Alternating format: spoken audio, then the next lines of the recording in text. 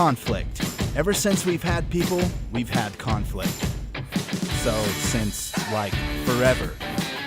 Throughout history, people have solved their issues in all kinds of ways. Like sword fights, which are kind of cool, or jousts, which are kind of crazy. And while the arena has changed, conflict is still happening today. At school, at home, and online. But we can fight the right way, where both sides win. On the battlefield.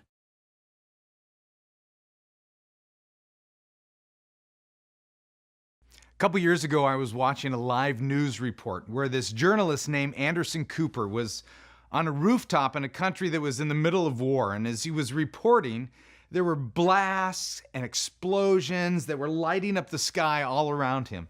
In fact, at one point, as he was talking, he had to duck off camera to avoid gunfire. It was insane. He was just standing there trying to do his job, and conflict was literally swirling around him. It looked like he was keeping his cool, but I'm sure on the inside he had to be freaking out. And for the past few weeks, we've been talking about conflict swirling around us and how often conflict feels like a battlefield. We've talked about how to fight for the relationships that matter. We've talked about how to handle it when we find ourselves in a battle with someone else. But what we're going to talk about today is a different kind of conflict. It's the kind of conflict that happens on a battlefield that has nothing to do with us, which sounds great, right? I mean, if there's conflict and we're not in it, that's a good thing. But while that might sound better at first, it can actually be more stressful, especially when we're like Anderson Cooper and we get stuck in the crossfire. I grew up in a very vocal family. And we were and we still are very loud. We laugh loudly. We tell loud stories. We yell, "I love you," real loud.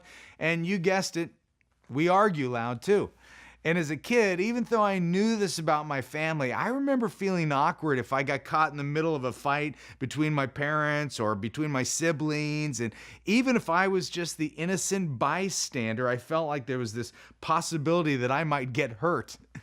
And it's no different now that I'm an adult. Conflict with someone I work with doesn't just affect the two of them, it affects me as well. I mean, everyone on the team seems to become a bystander. I see it with friends. If two friends are in the same circle and they're having a problem, the rest of us, we kind of feel that tension.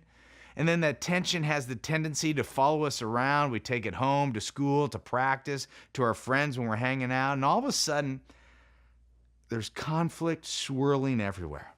And maybe you've been there too. Maybe for you, it's your parents or your step-parents who are fighting. And then your grandparents step in and they take a side on the battlefield. Or maybe it's two of your siblings who just can't seem to get along and they fight all the time and you're caught in the crossfire. And it makes your house a stressful place to live. Or maybe there's a conflict with your friend group and you never know who's getting along and who isn't, and it just makes you anxious and maybe even a little insecure. See, when conflict happens around us, even if it has nothing to do with us, it affects us. It makes us feel uneasy or tense. It can keep us up all night or make us feel on edge all day. In other words, we're not at peace. In fact, fighting around us is often more stressful than fights we're directly involved in because we have no control of what's going on. We can't just apologize and make it go away. We can't just forgive someone and call a truce. I mean, we're stuck. So what do you do when you're caught in the middle of a crossfire in a battle that you have no control over? Even if you've never thought about it before, most of us tend to respond to conflicts that we can't control in one of two ways. One, we try to fix it, even if it has nothing to do with us. Even if we aren't a part of the problem, we take on the responsibility of solving the problem. We feel emotionally involved and emotionally accountable for making sure things are made right. And for some of us, that means trying to save someone else's friendship for them. For others, it means feeling the weight of saving our parents' marriage, even though we may have no idea how to help. We may have great intentions, but we usually don't end up fixing anything. We just end up feeling exhausted instead. Or a second way of dealing with it is we try to flee from it. I mean, for a lot of us, our response to conflict is to get out, to run, to flee, to get out of there. Being around conflict makes us feel anxious and uncomfortable and stressed out. So we'll do whatever we have to do to get away from it as far as we can, as fast as possible. We go to a friend's house, we throw ourselves into sports, we pop on our earbuds and put on Netflix, and we do whatever we can to think about something else. And the problem with these two approaches is that they typically don't relieve the conflict. Now, they may help temporarily, but in the long run, we need a better, more effective solution. And the truth is, we aren't the first people to suffer because of conflict. Conflict goes back to the very beginning of the Bible. You've got Cain and Abel, two brothers who had conflict that resulted in one killing the other, okay? Even worse, the conflict was about vegetables. Can you imagine that? Jealousy, deception, conflict over carrots. Okay. From there, it just escalated to conflicts between families, conflicts between tribes, conflicts between nations. And every time a battle started, you could be sure of one thing. More people were affected by the battle than just the ones who started the fight. Then, fast forward a few thousand years to when Jesus was here. And I imagine that many of his followers thought that as the Messiah, that Jesus was going to put an end to all the conflict and finally bring peace to the nations.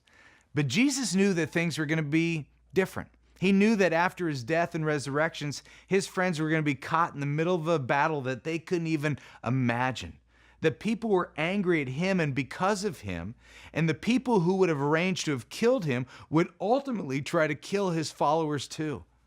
And one night, as Jesus was with his closest friends and they were having dinner, Jesus began to talk to them to prepare them for the battlefield ahead. Knowing that this was going to be one of the last times that he would get to talk to them, Jesus gave them this instruction. He said, "Peace I leave with you, my peace I give you.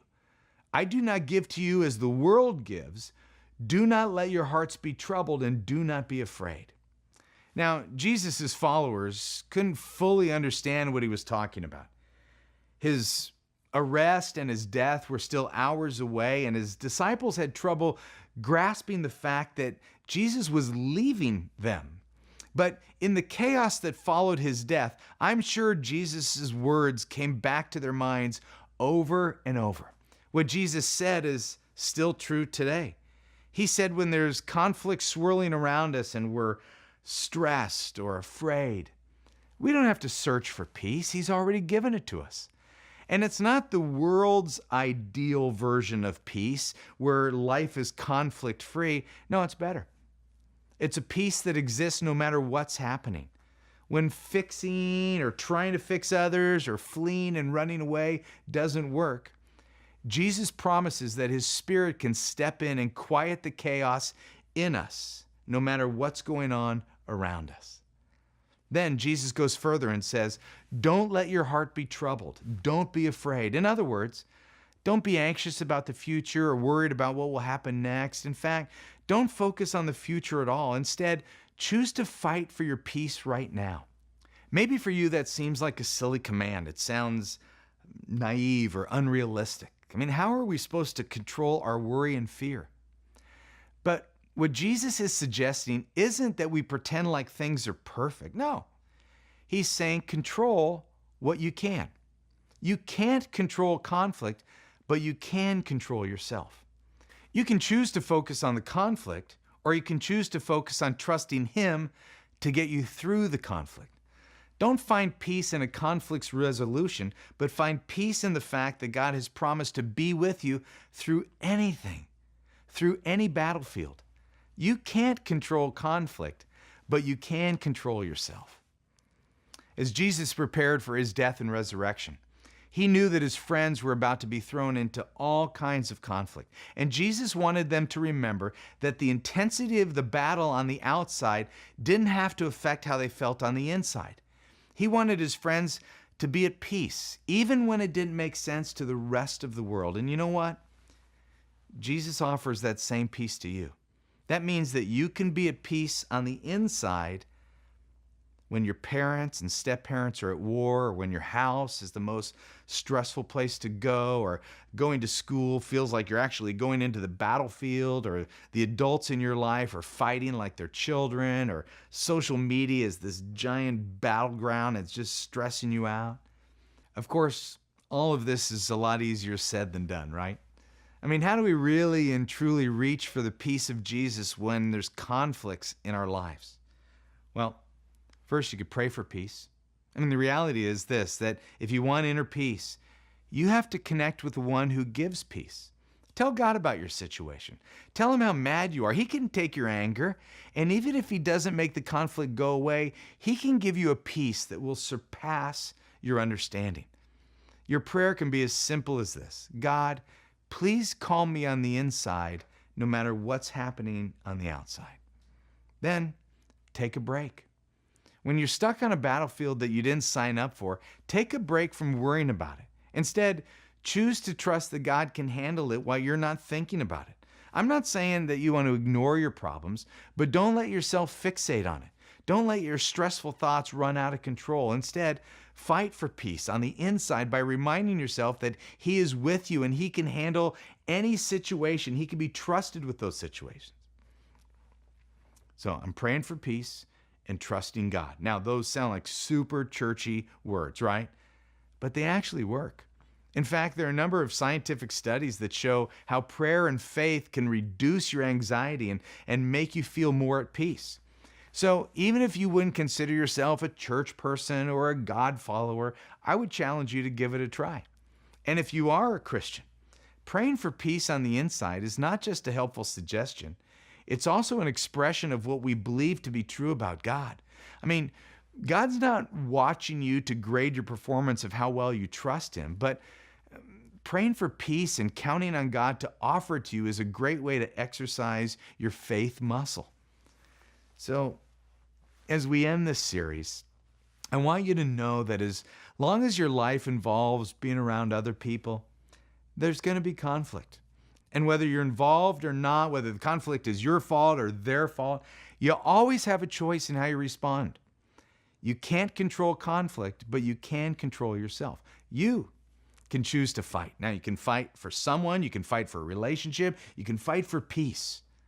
And as you head out, I want you to think about one battle in your life right now. I want you to ask yourself, how might I be able to demonstrate my faith in God on this battlefield?